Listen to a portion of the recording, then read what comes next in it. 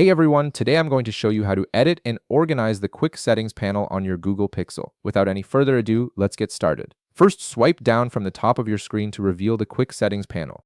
This is where all your frequently used toggles like Wi-Fi, Bluetooth, and flashlight are located. You'll notice a small customized icon somewhere on the panel. Go ahead and tap on it. This will take you into the editing mode where you can fully customize the layout and appearance of your quick settings. Once you're in the customization screen, you'll have complete control over how your quick settings panel looks and functions.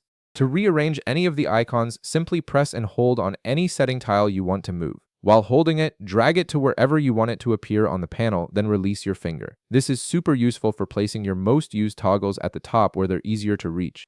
Now here's a really handy feature. Tap on any icon in your panel and you'll see a small line appear on the side of it. Tap that line and it will expand or shrink the size of the icon.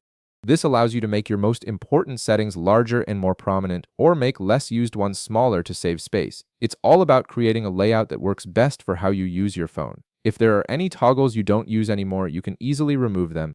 Just tap the icon you want to get rid of and you'll see a remove button appear at the top of the screen. Tap that button and the icon will be removed from your quick settings panel instantly, decluttering your interface. At the bottom of the screen, you'll find all the other available quick settings that aren't currently displayed on your panel. Browse through these options, and if you find something you'd like to add, simply tap the plus icon next to it.